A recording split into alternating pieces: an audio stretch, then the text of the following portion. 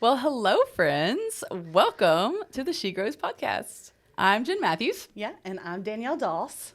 And welcome to season 4. Yes, we're doing something new this season. We're Yeah. on YouTube, which is So so exciting. Yes. So if you love video, or maybe you have a friend that loves video, send them over because we'd love to just be able to connect in this new way. Yes. And if you are watching on YouTube, make sure you hit that subscribe button, hit the notification bell, all the things, just because we've got some really cool conversations planned out, a lot of good things coming to the podcast, as always.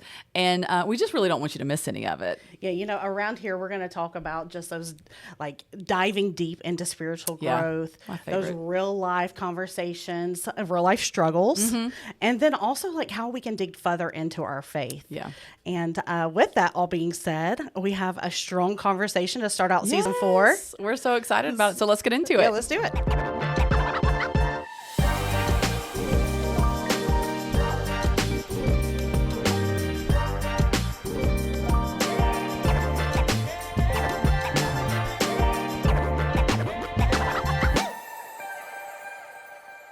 Well, we're going to dig into a conversation today to kick off season 4. I don't know about your neck of the woods, but in our neck of the woods, it is the legitimate first day of school. Yes. Yep. The alarms have been set. Yep. Back to the regular Scheduled school, programming. school routine. Yes. Yeah. And that's good. It's and pros and bad. cons. Yeah. Yep. I was going to say it's here nor there. Yeah. We're just all in this together no matter We're all what. in it Yeah. together. Yeah. But, summer, I think, is full of probably a lot of fun. You're probably doing fun things. Maybe you're hanging out with friends more. I don't know. It's probably included all the things. It just feels a little bit more slow. Like Yeah. we're doing things at a healthy pace, as opposed to whenever school's starting back and, like, you're just going. I Yeah. like the ease of summer. I do too. Yeah. Yeah. But then moving into getting routines back, it will be easy to get really busy really fast and let intentional community hit the back burner. No doubt. And so we want to dig in as we kick off this season and as we kick off school starting back and get, we're starting to make those moves into the fall where sports kick up, all the different things that would keep us busy.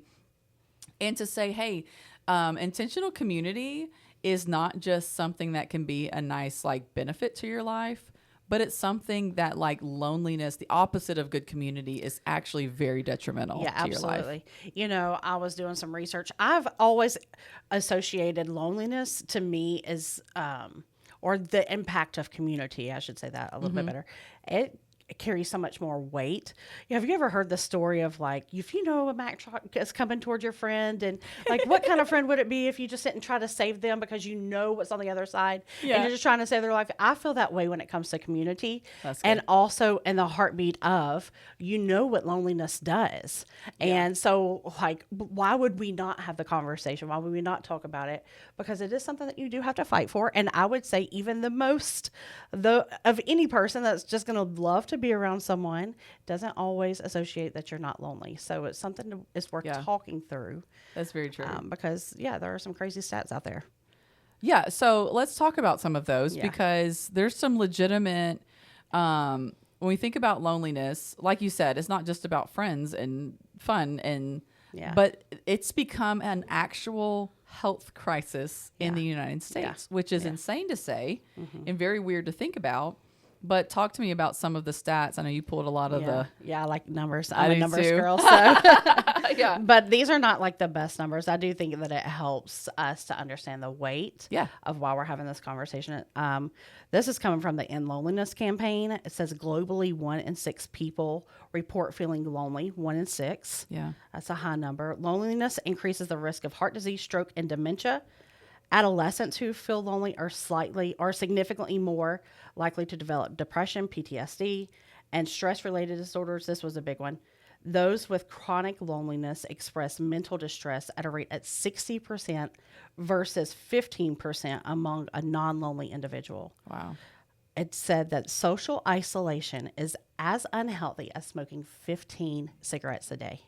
Isn't that insane? For the actual impact that it does to your mind, to your body, all of it. 15 cigarettes a day. That's insane. Yeah. So it brings to mind, and really, that to me pushes forward the point that it's not just about, oh, if I have time for a small group, I'll join. It's not that. It's not even just about friends, but it's about being completely whole. And when we look at the Bible, when we look at, for goodness sakes, the Trinity, when we look at anything in the gospel, it's always relational. Yeah. It's always relational. Yeah. So I think it's very important for us to have this conversation, but then specifically, we're starting off the season and we're starting off kicking into fall this way for a very important reason. Yeah. But the thing is, loneliness, when we think about the reality of it, I guess you could say, how it doesn't coincide necessarily with being alone. Yeah, that's right. And I think it's worth normalizing this, that you can feel totally alone in a very crowded room. And even when you know that people are in the space, you can still feel very alone. Yeah. So, like, I know, for instance, especially depending on what season of life that you're walking through, it could be easier it just feels like a little bit safer to keep to yourself because there is this level of vulnerability that has to take place. And we've talked about that so many times. But if you're aware that you have to put yourself out there. Yeah. So there is this, oh my gosh, I do matter. Like, I know that I don't know, or maybe what are they going to think about me? But the importance of knowing, like, hey, you have to do the work also, and playing a part in that relationship. Yeah. I remember learning this, I would say, the hard way. I guess everybody has to. I mean, you kind of experience it. That's what I'm saying. Let's normalize it. This is just a thing. Yeah, exactly. But I am very introverted, and I can come alive when I muster the troops and do it. And I really enjoy it. I enjoy the people I'm around. I enjoy conversation. So when I'm there, it's like, okay, but it takes a lot of work. So there's days where I'm like, but I'm not going to be the go-getter. Like, I'm not going to be like, oh, they're going to be my friend. They're going to be in now. Like, I'm not going to jump in like that. And I had to learn over time that I would walk into a room and hope somebody will come talk to me, and they would be that person that let me follow them around for the rest of the so I don't have to talk to anybody else. And that doesn't work. I was thinking about this past weekend because we were invited to a wedding shower, and you were like, hey, I'm going to come pick you up. And I was just so in the thick of like accomplishing something that I needed to accomplish. And then it hit me later on. I was like, Jen was just really worried that she was going to walk into a space and not know anybody. It's true. It's all that was on my mind. I was like, I'm going to have to talk to people. It never even dawned on me that's why you're like, I'll come pick you up. And I'm like, whatever. You will ride with me.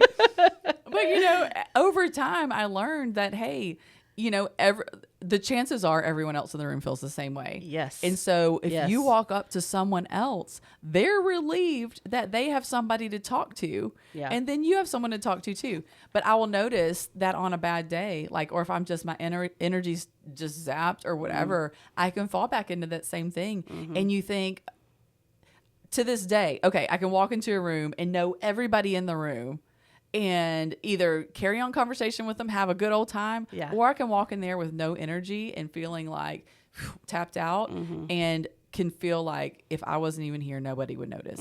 Like, you can have those same feelings. I wrote that down because I think it really has everything to do with walking into a space and knowing that your presence matters. So for more or less work terms, it's like knowing, okay, am I still loved? Am I seen in this space? And am I going to be missed if I'm not here? Yeah. Because that is the thing that we don't want to say out loud. Yeah. When it comes to loneliness, we're assuming that that's the truth, but really, like, you can get into your own headspace. The enemy's really good at that. Yeah. At just making it bigger than what it is. And the truth is, like, yes, but it's going to come with relationship. Like, you've got to have people in the space that see you. Yeah. Yeah. Well, and not operating off of the assumption that no one is seeing you. Yeah. Because think about the friend that you've ghosted on accident texting because you think you responded and you didn't. I feel like I'm a walking target everywhere I go. I'm like, I'm so sorry I didn't respond to your text. I'm sure all of you are waiting to hear from me. so sorry. Let's just say it out loud. I apologize. It's the worst. But think about how many times you've done it. Think about how many times you've known somebody who's going through something and you forgot to reach out. And think about how many times you thought about them but just didn't say it out loud or what. Everyone else is doing the same thing. Yeah. But we can walk into a room and assume Yeah. that no one misses us, assume that no one cares, assume all these things because someone else was bad to reach out. And it's like, well, why were you the magical one who is perfect? No, none of us are. Right. And so let's give grace in that. Yes. Yes. And also, let's just like disrupt the thought process that, okay, I'm okay to be on my own. Yes. Because you get so much affirmation from the wrong places that are saying it's okay for, you to take care of yourself and for you to be in this, put your boundaries up. And Lord knows we're going to talk about boundaries. Like that's the thing, but not in terms of where we're just completely isolated because culture is really good at making sure the enemy is really good at making sure that we do stay isolated. It's true. And I think it's in general a trait of Western culture, period, to almost idolize that self-dependency. Like I can do this on my own, self-made. I make trucker hats on the side. It's my thing. I like them. Honestly, I started doing it because I just love them. And I was like, I could do this for myself. My closet definitely benefits from that. But one I see all the time says self-made. And there's a part of me that's like, hey, that's a cool hat. And I'm like, but I could never wear that honestly. There's not one part of me that's self-made. Yeah. Biblical examples of community and the whole entire gospel is relational. And there is not one piece of it that says, yes, you're fine by yourself. Like, yes, you're fine over there. I am made who I am because of the community around me. And so is every single one of us. Yeah. And I think the Lord calls us into that. And we've got some scriptures we'll look into for that. But like, it's just who he is. Like it was important to Jesus. It was important to the Lord, like all through scripture. And so we've got to shake off this mentality that we're okay on our own. Yeah. Yeah. If this is brand new information to you, literally the beginning of the world started with community. You mentioned it earlier. We've got the Trinity, the Father, Son, Holy Spirit. But also when God looked at Adam and he said, it's good for you to it's not good for you to be alone. Like immediately wanted to have a companion. Yeah. So we have to completely, that was 2,000 years ago that Jesus is setting this model of what it really does look like to have people in your corner with you to help carry burdens. So we just have to squash it. We have to recognize it for what it is. That's a lie of the enemy, and we're called to do better. It's true. Yeah. I think something that a lot of us can get caught in, though, that can be unfortunate or we'll overcomplicate it, honestly, because you think about building community, and to me that can sound so daunting. When I think of building community, I'm like, oh, is that showing up at 50 small groups and calling somebody every day? Yeah. Do I have to go to lunch with all these people? Yeah. And it sounds like a lot of work. Yeah. But the truth is, you build community in the small things over time. Yeah. If I remember to text you, if I remember to reach out on Facebook, if I remember to wave at you in church or something like that, when I see you in public, it's the little things like that make somebody go, oh, they saw me in this moment. And you're slowly building this bond that's that was very easy. Yeah. And 3 months from now, they'll remember that you 10 noticed. seconds of my day, or took a minute, or 30 minutes of my week. I think it is worth normalizing because the picture is presented that you have to invest your whole life into this person. And then it's like, oh my God, there's 5 people or there's 10 people. And it just feels so completely overwhelming. Sounds like a lot of work. And it doesn't have to be. In fact, it's the richer of the conversations that take place because it started with that, hey, you know what? I know that you're struggling. I know you're, and I want you to know I've got your back. Yeah. I'm praying. I'm calling out your name to God. And that helps build this safety. It helps build this trust. And then you see when you walk into a space and you're like, oh, thank God. That's Yeah. my girl. That's, you know what I mean? Yeah. It doesn't have to be anything That's that it. we've worked up into our head. Yeah.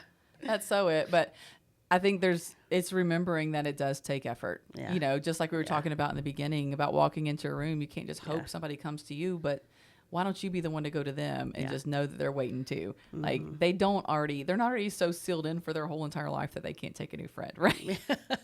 But that's our natural assumption. Yeah. It's like, oh, Yeah. well, they're good. Like, Yeah. we'll be fine. Okay. But like, to me, church is one of the most amazing places to be able to build community, because just by walking through the door, even if everybody's not on the same page with the Lord, everybody's not been following him the same or have the same depth of relationship with him, whatever, you can immediately know you're at least interested in the same goal, right? You walked in. Or you were at least hopefully walking into a safe place Yeah. that you can by chance have a conversation with someone. Yes. Like So by nature, yes. yeah, it's not like you're out on the street and go, well, they could be in anything. Like, I don't know what's going on over there. You're in the church. So Yeah. like, Yeah. chances are Yeah. you can think of something to talk about. You know, I thought about this for the person that is not in like the habit of going to church, but is craving community. Yeah. And just thinking about like how the church really does mark off all these different boxes. Yep. And so I want to talk about it because there are things that you wouldn't necessarily think of. There are things that we certainly take for granted. Sure. But it is open for people to to connect regardless of your background. It's typically, hopefully, a friendly conversation. You've got small groups, you've got the lobby, you've got, like, say, for instance, maybe you have Sunday school where you are. There's options for you to just have connection in smaller scales. It's free. It's open to everyone. in, That's right. There's a weekly rhythm to it, so Yeah. you know it's consistent. There's a chance for all ages to connect. So if you're a family or if it's just a single, like you are going to walk in and you're going to know, like, oh, I can connect with someone here. Yeah. My kid could connect with someone here. I always like the shameless plug of like you have this gift of hospitality at churches. And so it's easy to walk in. And I say that because I help serve on our first impressions team. And it's always about that sweet, like, like very intentional connection. And then most importantly, it does provide a place to belong, to find purpose, to find your identity. So there's all these beautiful ways to connect that even the world would say, yeah, I could see where church would fill every single one of those boxes. Yeah, it's true. And, you know, it's remembering that even in church, even when it is a place built on community for community, Yeah. it still takes effort. Yeah. You know, it's, Yeah, Lord, yes. I think one of the most, I'm going to say this carefully because I'm not glad it happened, but it was just like, okay, that's really cool. Yeah. Somebody was leaving the church at a time and said, there's just not, I don't have any community here. Nobody's like calling me and nobody's nobody. We're leaving. We're going to this other church. I was like, well, okay. I want you to do, you know, what you need to do, but know that if you go into anywhere else expecting everyone to come to you, you're going to have the same experience. Like you've got to put out effort too. Yeah, that makes sense. And this was the one time, I think probably ever, that the person ended up coming back to the church and saying, you know what, you're right. It was the very same because I was the very same. So I'm coming back home and I'm going to put out effort. And I was like, and has seen Hallelujah. that take place. yes. It happened. You see the fruit, and then you see Yes. this like incredible life that they are Yes. getting to live. And it's not to say that it's not perfect, Oh, sure. 100%. but they're doing it with people. Yes. It's like they did the hard thing. Yeah. And you see the fruit paying off. Yeah. Yeah. It was just so cool. Yeah. Because it will always just take effort. And no one should ever walk into a room and feel invisible. But the truth is, that's just going to happen. And it's on each and every one of us to be Yeah. a part of changing that narrative. Yeah, that's right. To being like, oh, well, I'm going to be a catalyst for change today. Yeah. And it sounds like, well, what kind of a drop in the bucket is one person making their mind up? But we've seen in the way we've built community in She in general, in our community of women, you know, the heart behind it was, hey, women can be catty, women can be backbiting, women can be better, all the things you hear, the stereotypical woman. And we were like, but why? Like, we don't have to be that way. And because just in this community, we were like, well, let's just do what we can to be different. Yeah.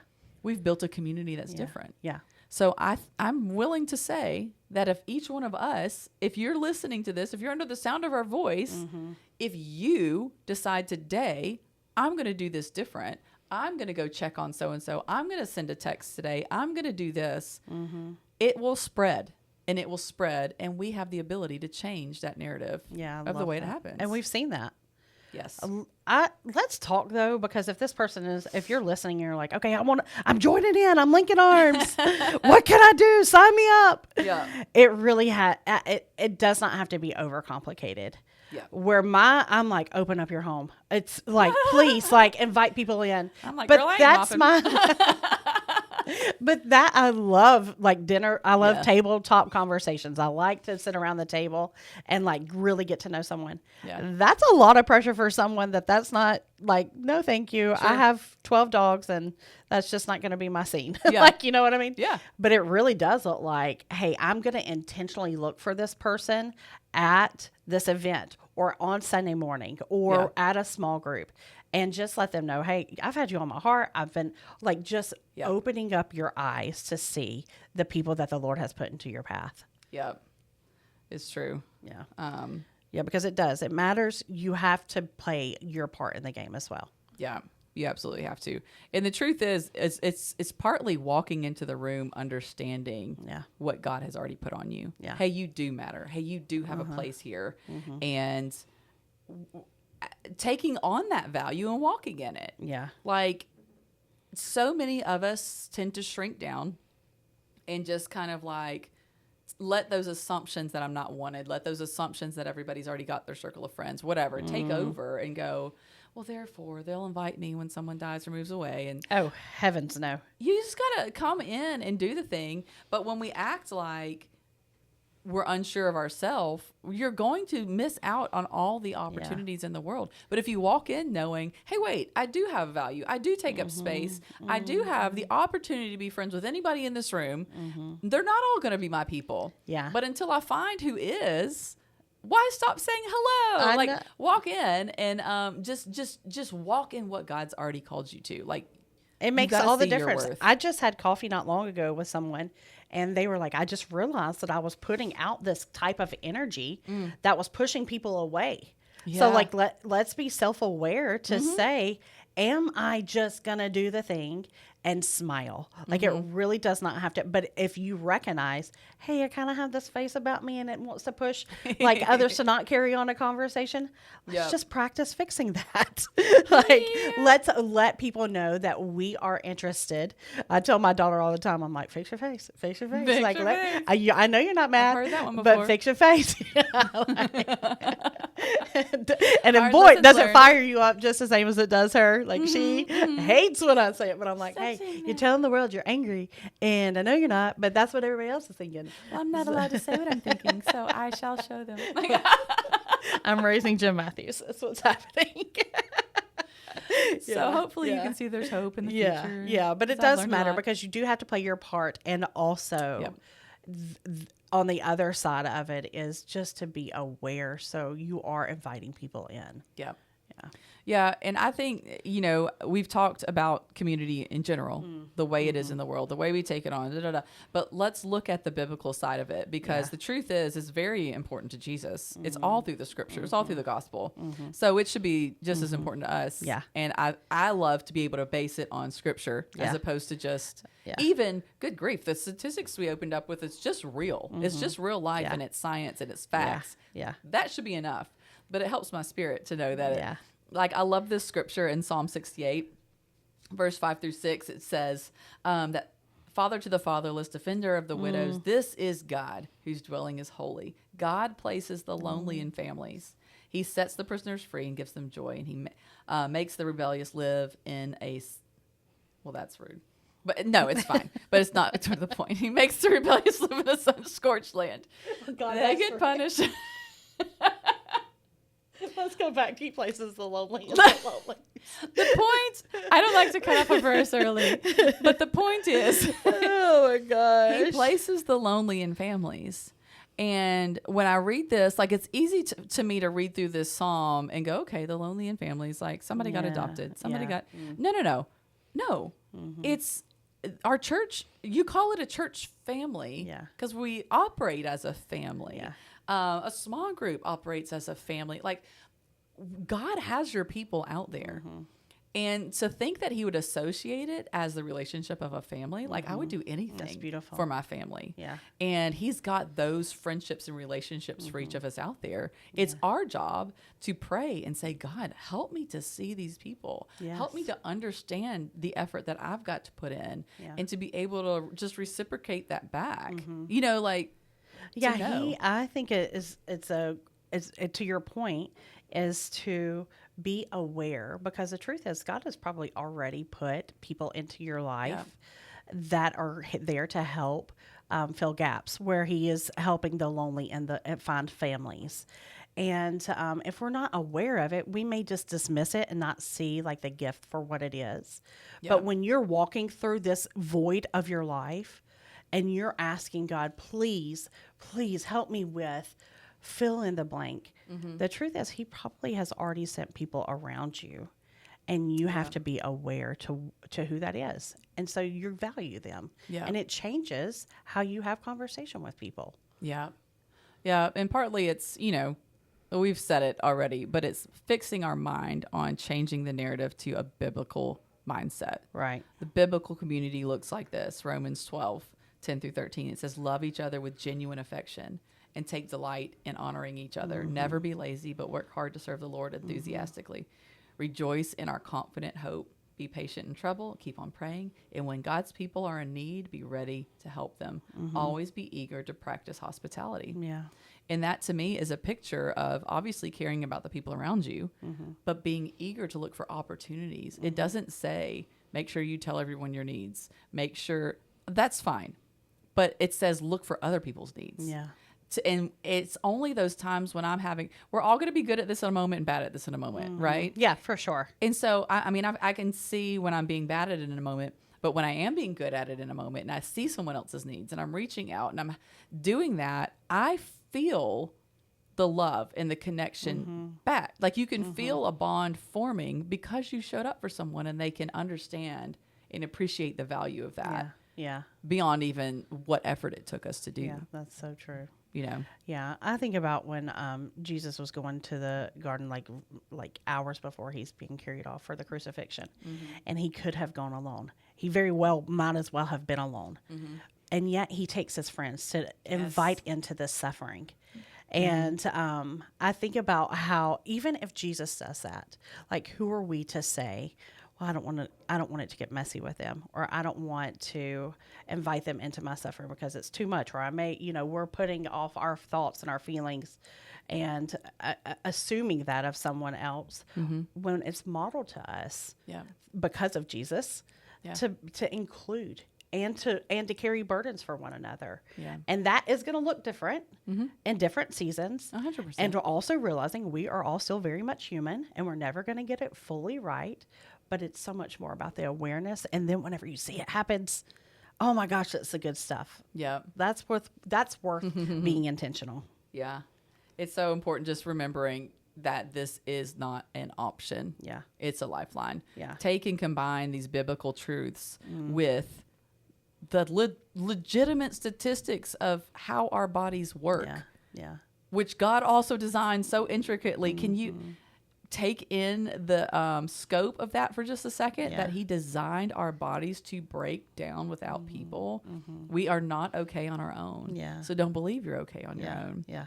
I just think that's really, it's got to be like a mindset shift for us. This is such like, I don't even know the correct terminology for it, but when you're talking about how he does create us, I will always say physical touch is like one of my number one love, not like in a weird way, but I feel like if my husband's in the same space, that I'm like, oh, I just like being right beside him. Like I like knowing our legs are touching or something like that. But if we get anxious as friends, I will reach over and I'll grab your hand because it helps bring this steady. Yeah. And like that speaks to, there really is some good science behind. Yeah. Hey, this is how the Lord created us. Yeah. And I'm not saying just randomly grab some stranger's hand, but that's the perk of built relationships. Yeah. That you're able to do that. Yeah. So think through this week, like what are some things that you could do to start this process? Like as we're, wrapping up this conversation and you're soaking in what has been said, whether you're somewhere where you're taking notes or if you're running on a treadmill, whatever the heck you're doing right now, driving in your car, driving in your car would be the best place to be able to just kind of slow down and say, okay, what could I legitimately do different? Yeah. Because there's an answer for all of us, like what we could do differently, just in a day-to-day. I mean, say yes to lunch, shoot a text message, join a small group, join a team at your church, somewhere where you're really engaging in the people around you. Yeah. And you will slowly, it's something that can't be rushed. Yeah. Sometimes there are magical friendships that are happen in a flash. Like, your people. Yeah. When you say, you're going to click with them. you're like, yeah, you're my people. Yeah. Yeah. But then it still takes time to build that depth where you're like, okay, you're like my life friend. Yes. And Yes. so don't rush it and don't freak out Yeah. when it does take time. But, do the things to make this, to take the steps to start building that community. Yeah. I was thinking whenever I was getting all my notes together for today's podcast, so much of this brings back to it really is the purpose of life. That's how big community is. Also, if we know the magnitude of what life is, then we also recognize how drastic and how detrimental it is to be lonely. Yeah. And we see that in the statistics. So I say all that to say is to know and reflect God, of course, to love others deeply. That's what he modeled. We're also called to steward and co-create and be transformed. All of those things happen within the concept of relationships and community. Yeah. But you have to be intentional. Yeah. And you have to, we say it all the time, we're going to live life on purpose. So as you're going through your week, even if you feel like, you know what, I'm rocking it, like I've got all this great community around me, there's always more room at the table. Yeah. Like genuinely, there's always space. So let that be our heart posture. Yeah. That it's not like somebody has to just pass away in order to feel needed or wanted. Yeah. It really is the gift of life that he gives us capacity for all of that. He does. And know that we're with you, praying for you. Like our heartbeat and our dream would be that every woman feels like they've been placed in a family. Yeah. That every person, we know there's some sneaky fellas on here, that's fine. But every person would feel that God has just placed them somewhere with the right people and they would feel loved and valued. And so we would just stir you to take a step this week, just to do some little thing. And just remember that it's not a nice addition to your life. Yeah. Community, my personality could take or leave it, but my soul can't. Yeah. My body can't. We're not created that way. Yeah. So it's how you're designed to live.